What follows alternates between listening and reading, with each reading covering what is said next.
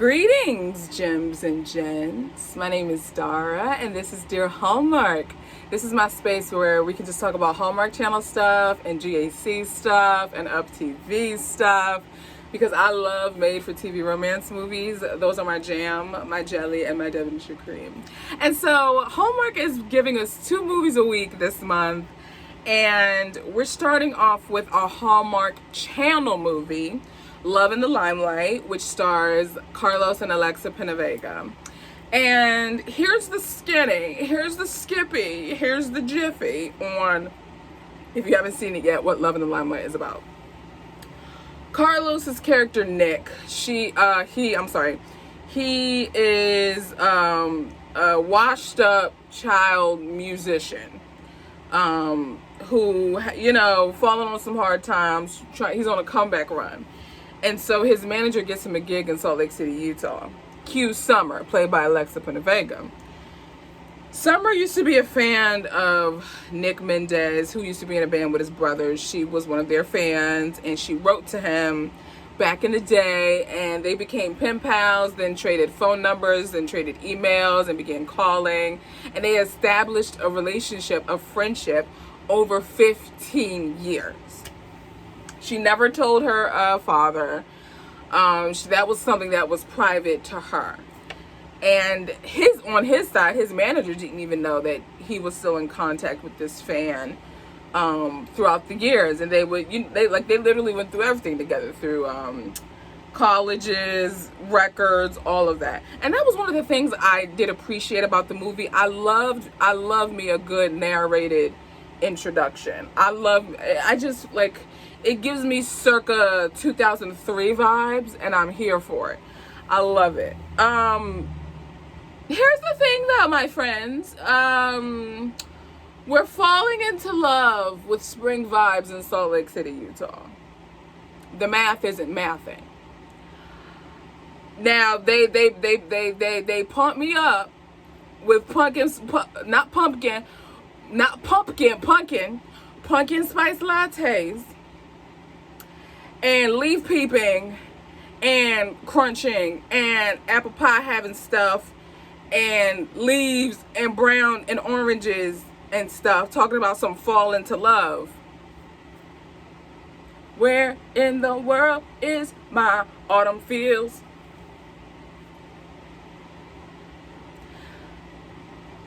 Don't write a check that autumn can't cash. Okay? So that's number 1. That aside, this movie felt like it was stuck in park. I kept waiting for it to start. I was wondering when we were going to get somewhere, and the movie was 3/4 of the way through. I don't know if it was because of the way it was written. I don't know if it just seemed like it was just I don't know. I don't know what to make of it. I don't know what to even assume it was. It felt like something was missing. It felt like just something wasn't connecting. I don't know. Carlos and Alexa are married in real life, so I could tell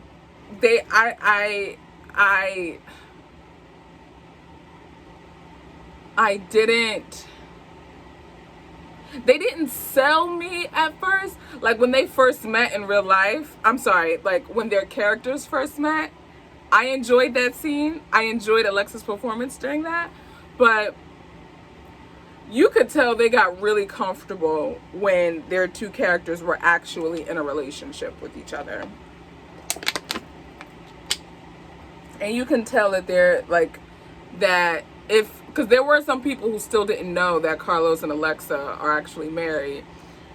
So when their 2 characters were in a relationship, there was such an ease and a comfort with each other. It was just like they just kind of, like you could tell. I said, oh, their marriage is seeping through. And can we talk about the irony that it's a fall into love movie, but his manager's name, he called her AC, and Alexa's character's name was Summer. I'm like, y'all did that on purpose.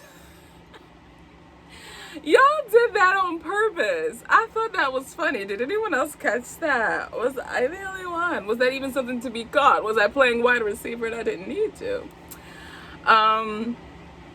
Yeah, I loved, you could say abuelita all day long and I will never get tired of it. I love Spanish. I still have to become diligent and disciplined to teach myself Spanish because that's something that I set out to do. I remember 2019. It had to have been 6 weeks in a row where I had a Uber or a Lyft driver one day a week who, like, it was every Monday, because I remember I would go from work, I would go to Chick-fil-A, and then I would go to my church's weekly prayer meeting, and I would always take an Uber from Chick-fil-A back to the church building. And every Monday it was like I always had an Uber driver who was of some Latin descent, whether it was Puerto Rican, Dominican, Colombian. I'm trying to think, was there another ethnicity? I think it was the ones that I've experienced have just been from Puerto Rico, the Dominican Republic, or Colombia. And they would always allow me to practice my Spanish with them. And I always felt that as a sign, especially because our church building was in a predominantly Hispanic neighborhood too. And I wanted to be able to connect, at least at that time. We are not in that same building anymore.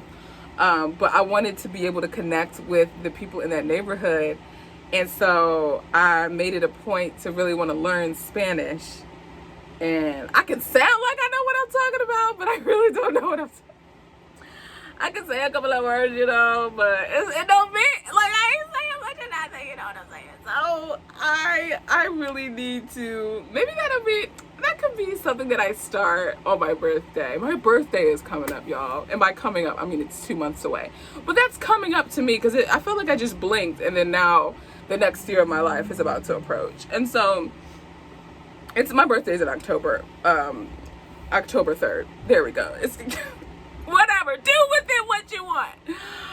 But getting back to Love in the Limelight, because that's why you're here and that's why we're having this conversation. This movie just didn't do anything for me. From what I remember and what I've heard through the streets and grapevines and apple trees, is that this was a movie that the PenaVegas originally pitched to Hallmark a few years ago that they shelved or canned. And then out of nowhere, they brought it back out, and 2 weeks before filming, they was like, so what y'all trying to do? Y'all trying to do this movie or what? And so that's how the movie came about. I don't know if the PenaVegas actually had hand in the writing or not.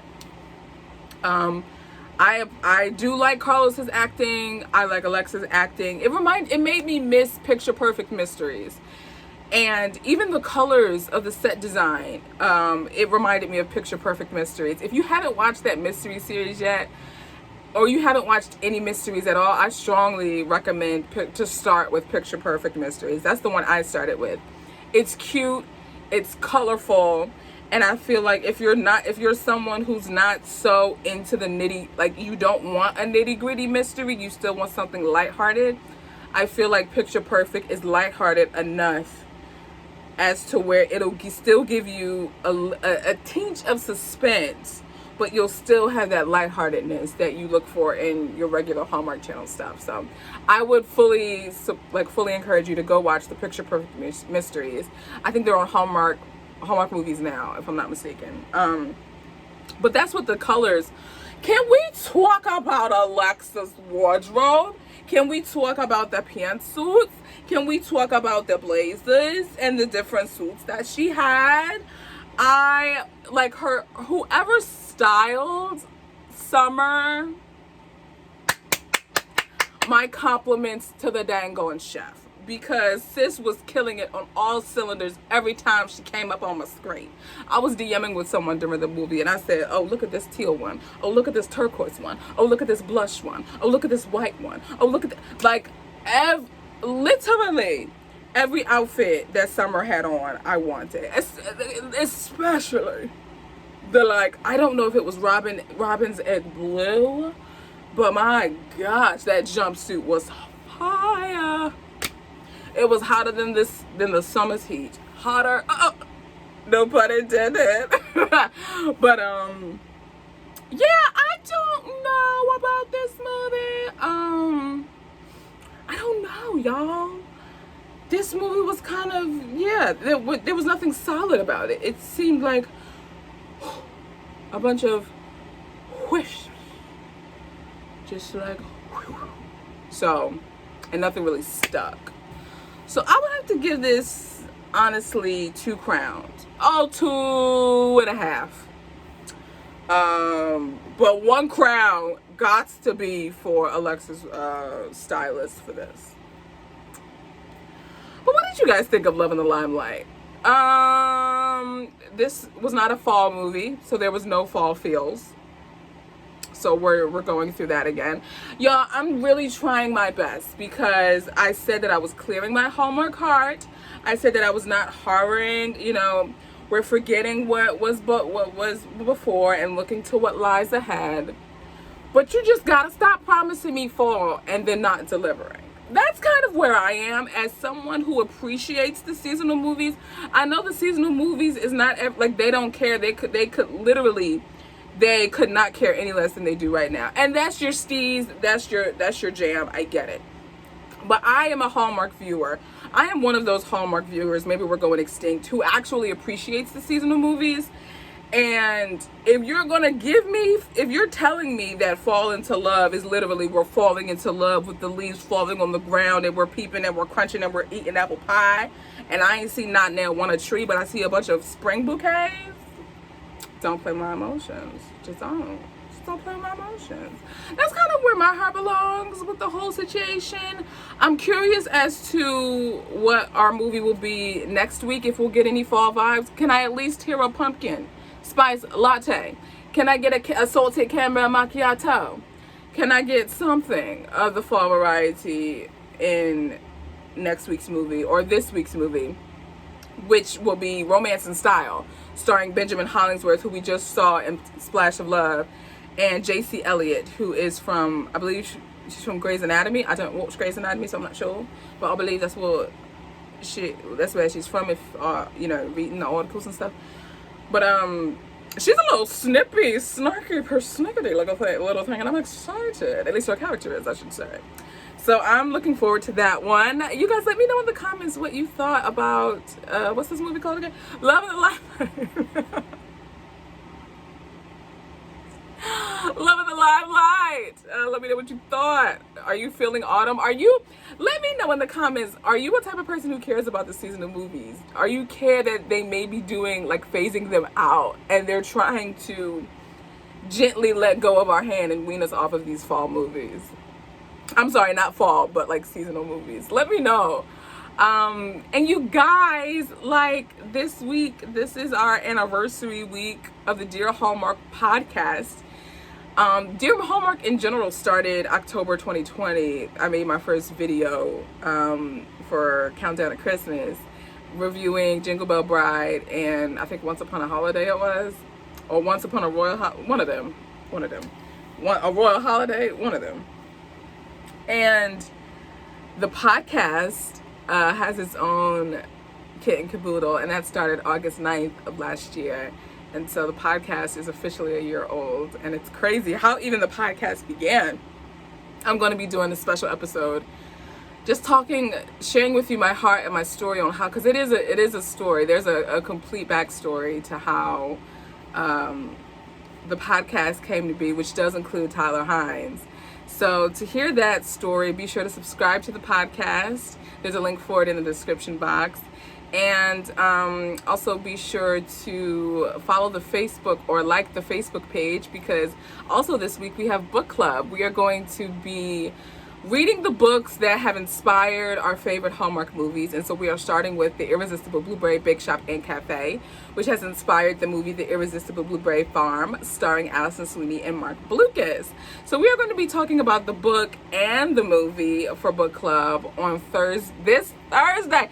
Yo, this came up so quick. Oh my gosh, I remember making the graphic for this, and it was like the week before Rama Drama, and now it's here. It's here. So be sure to like the Facebook page and join the book club group within the Dear Hallmark Facebook page, and also follow Dear Hallmark on Instagram. And you guys, thank you so much for watching. Again, my name is Dara, and I look forward to talking with you guys in the next video. Ciao, my friends.